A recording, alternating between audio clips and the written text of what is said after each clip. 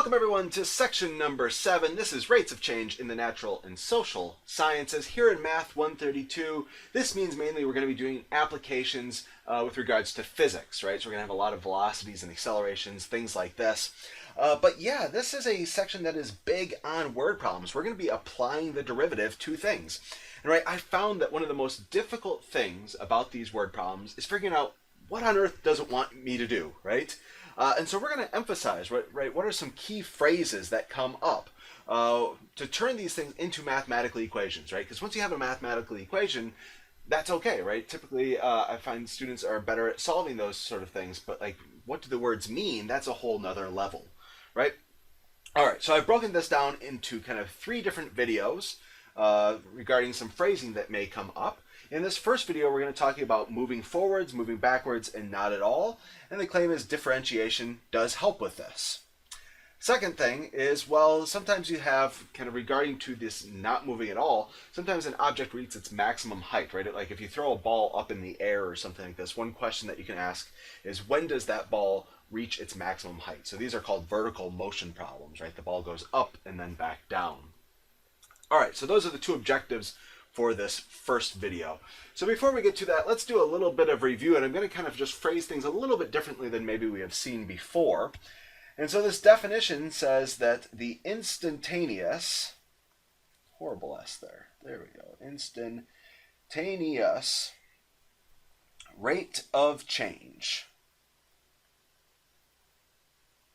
So the instantaneous rate of change for y equals f of x with respect to x is the slope of the tangent line. So now I'm formally telling you something that we've already said a few times, right? Instantaneous rate of change is kind of like average rate of change, but over a very small interval, right? And we spent all of chapter 1 talking about limits and how to do instantaneous rate of change, which is the slope of the tangent line or the derivative, right? So these kind of 3 common phrases all mean the same thing. Now in Leibniz notation, you can write this, right? Certainly dy dx, that's notation that we've brought up before. And this is going to be the limit as the change in x goes to 0 of the change in y, how much does y change, divided by how much does x change, right? So again, this is basically slope, right? Delta y over delta x. How much does y change divided by how much does x change over a very, very small interval, right? And the claim is we brought this up in 2.1. Again, the units for these things, right? The units for the derivative are the units of y divided by the units of x.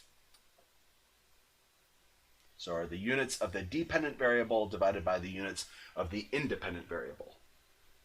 All right, from 2.2, if we have s is some function that is dependent on time, right? So this is a position function of an object that is moving in a straight line.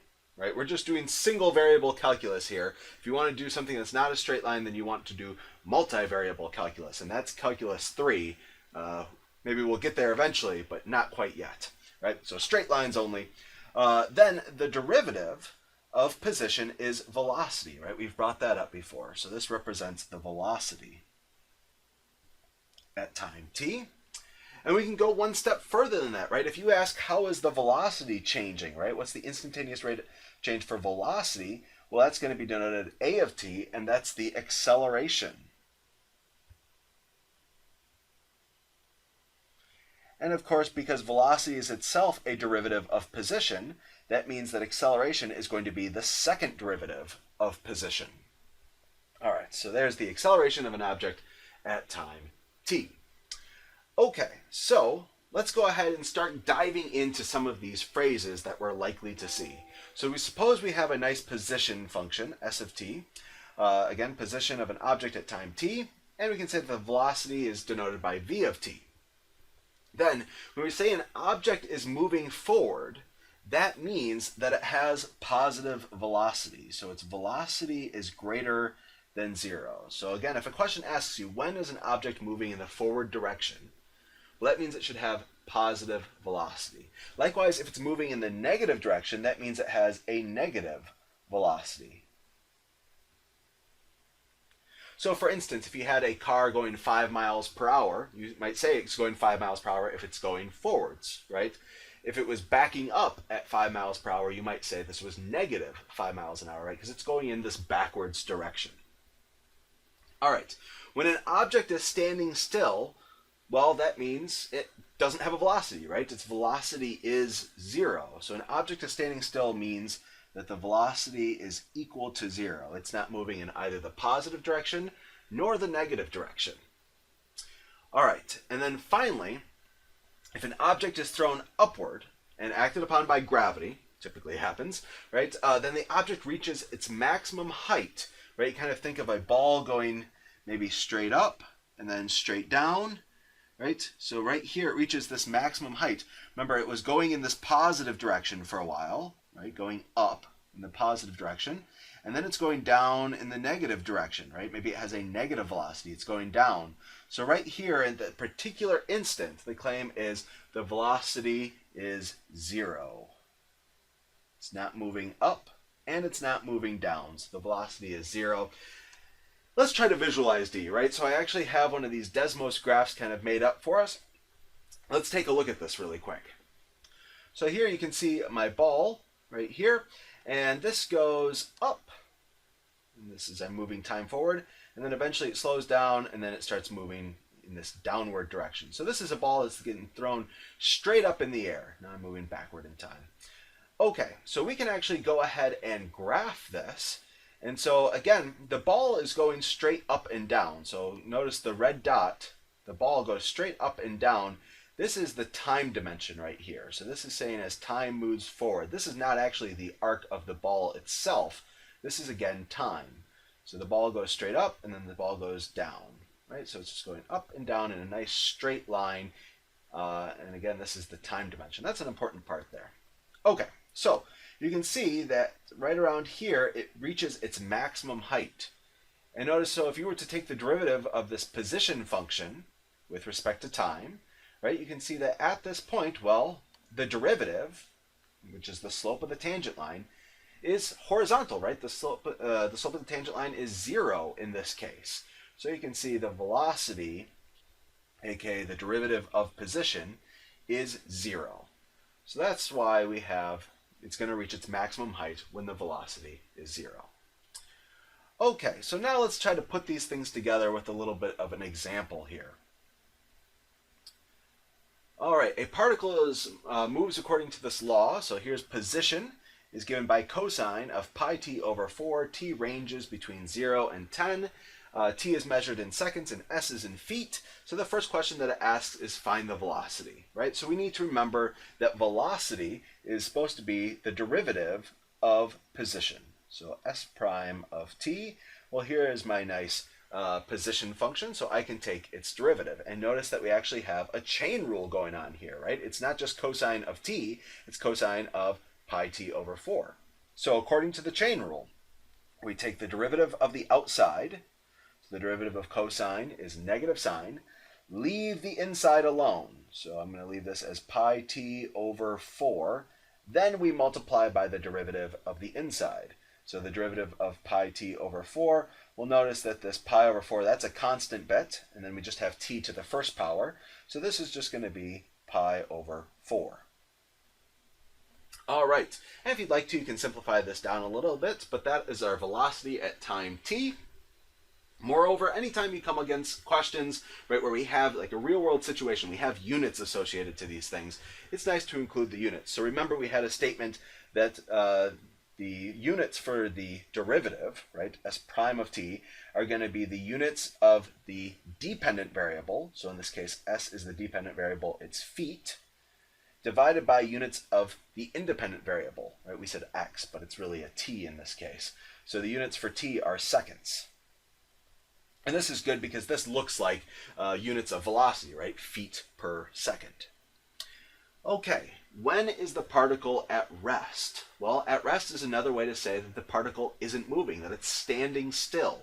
So again, these words right here mean it wants us to solve when is the velocity equal to 0.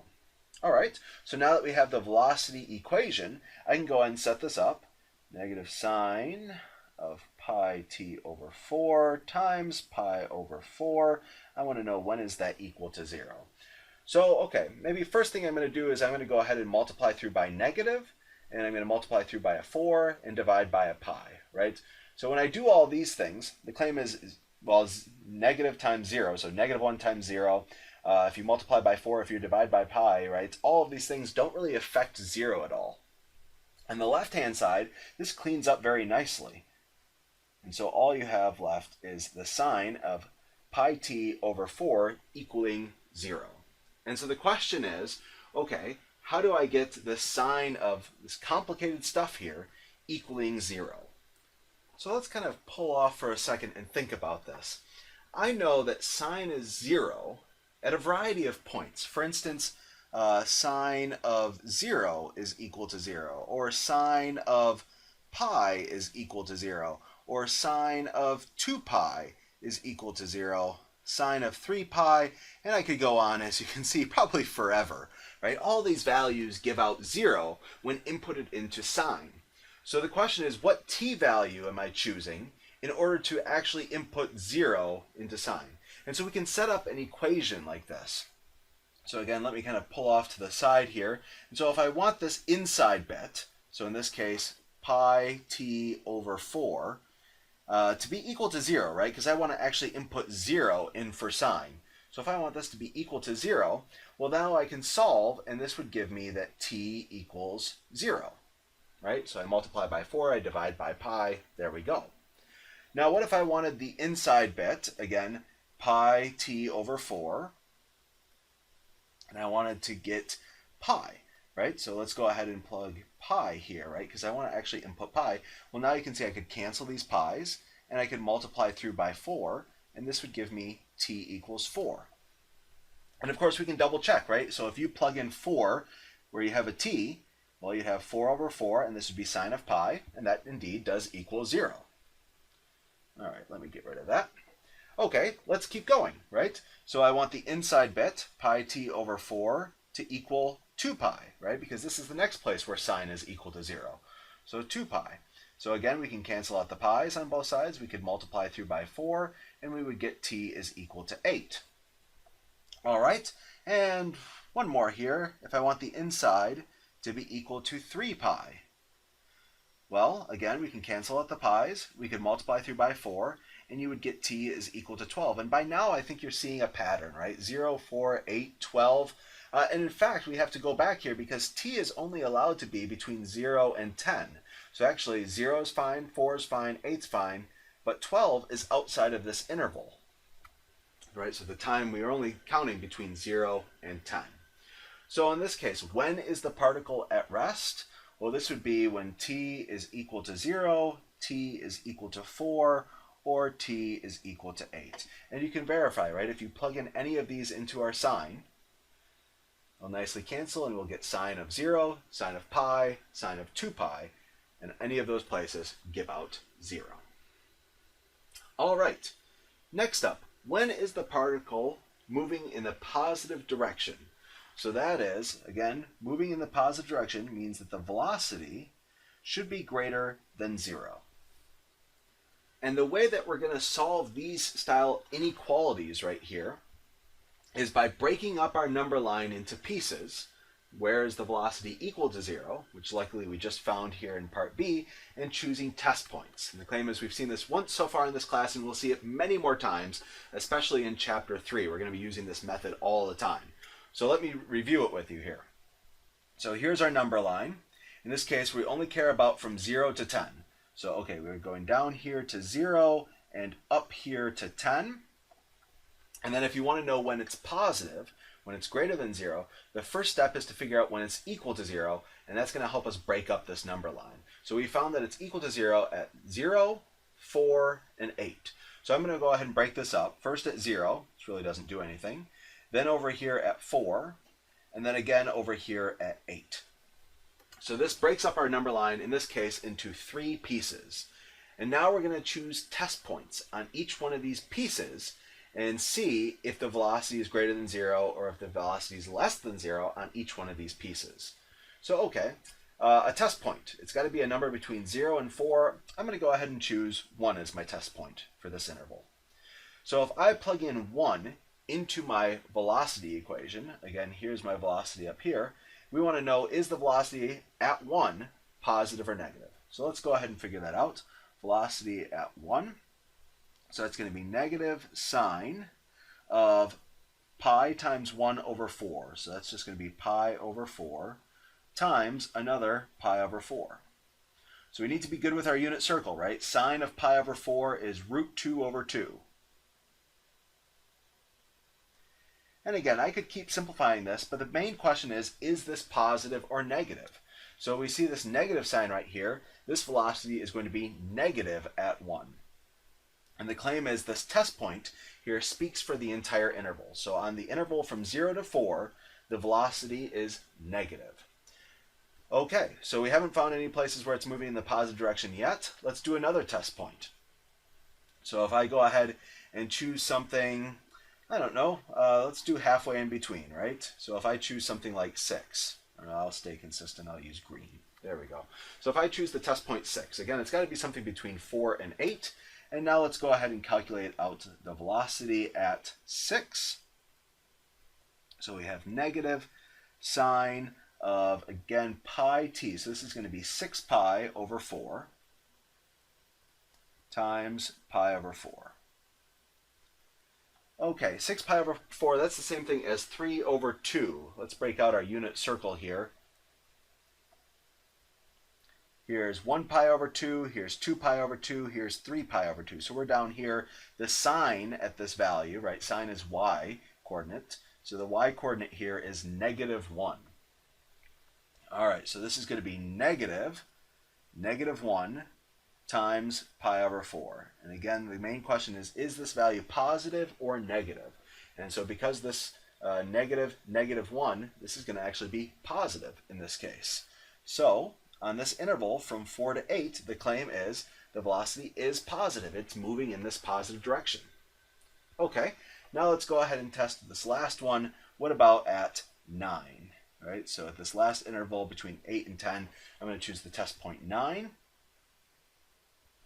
So negative sine of 9 pi over 4 times pi over 4. And again, let me break out my unit circle.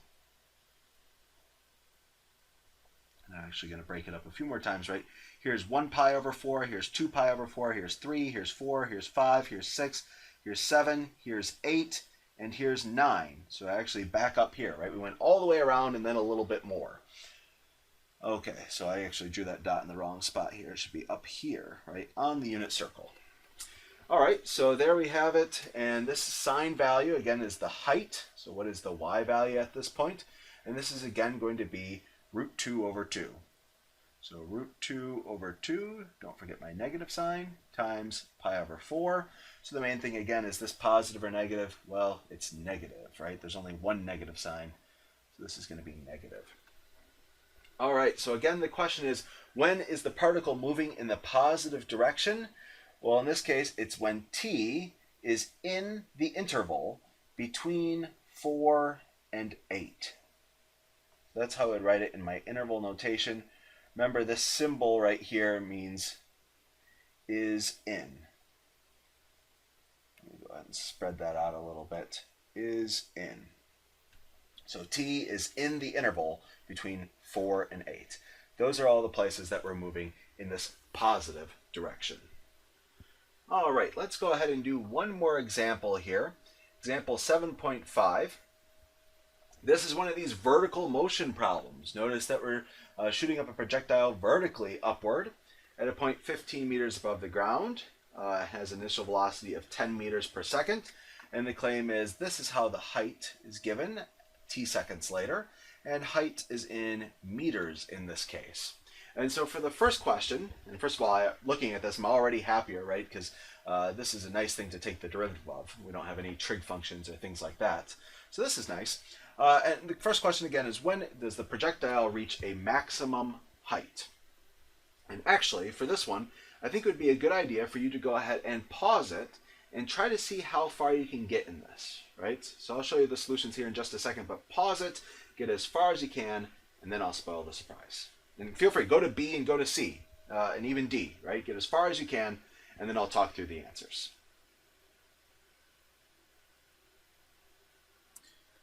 All right. There it is. So let me talk through the answer for part A here. So again, maximum height, we know that this is where the velocity is equal to 0. So velocity is derivative of position. In this case, it's a vertical position, aka a height. So I can take the derivative of this. And so when I take the derivative, I get 10 minus 10t, just using the power rule. And then again, I want to know when is the velocity equal to 0. So I set it equal to 0, and I rearrange and I can solve t equals 1 second. So the big thing here is that it asks when, which means it wants a time, right? Next up, it asks what is the maximum height, right? So I need to somehow be able to take this time value and turn it into, well, an actual height value. I want to know what is the maximum height. So my answer should be something like, 5 meters or 30 meters, right? So it's going to be an amount, right? A height. All right, well, luckily, I have a way to turn times into heights, right? It's with this height function. So I'm going to go ahead and do h of 1, right? So at this particular time, so I'm going to plug in 1 everywhere I see a t. So I'm going to do 15 plus 10 minus 5 times 1 squared, which should just be 5. So this is going to give us out 20. And again, height is given in meters. So in this case, our answer, what is the maximum height? It is 20 meters. Okay, when does the ball hit the ground? Well, the big thing here is that the ground would be at height 0. So we want to know, when is the height equal to 0? All right, well, I have a height equation. I can set it equal to 0. So I have 0 is equal to 15 plus 10t minus 5t squared. Oops, I forgot my t here. Go ahead and erase that. There we go. Now I notice, right, there's lots of ways to solve for these quadratics. I'm going to try to factor it but before I do that, I notice that each one of these is divisible by 5. So let me go ahead and divide by 5 on both sides. When I divide 0 by 5, I just get 0. Then I'm going to have 3 plus 2t minus t squared. All right. So now if I can, I would like to be able to factor this, right? So let's stare at it for a second, see if we can factor it. And so yeah, we can, and this becomes 3 minus t times 1 plus t, right? So when does the ball hit the ground? Well, in this case, either t would be equal to 3 or t would be equal to -1. Well, okay, so that doesn't really make sense, right? A negative time, so we're going to exclude this one. And so when does the ball hit the ground? Again, we're looking for a time, when. So t equals 3, and we're going to include our units here. I'm going to do just sec for seconds. So at t equals 3 seconds, that is when the ball hits the ground. And then finally, with what velocity does the ball hit the ground? So I want to know the velocity at the special time when it hits the ground, right? So the claim is that special time is 3 seconds. So I wanted to know, what is the velocity at 3 seconds? Well, luckily I have a velocity equation up here, and so I can plug in 3 everywhere I see a t. So this is going to give me 10 minus 10 times 3. That's going to be 10 minus 30, or -20. And again, velocity is going to have units of the dependent variable, in this case meters, divided by the independent variable seconds. So velocity in this case is meters per second. So the claim is the ball hits the ground with a velocity of -20 meters per second. And notice that it is negative, right? That's a good sign. It should be moving down, right, towards the earth. If this gave me out a positive number, I would be really worried, right? All right. That is our first video here in section number 7. Next time around, we're going to be talking about speeding up and slowing down. I'll see you then.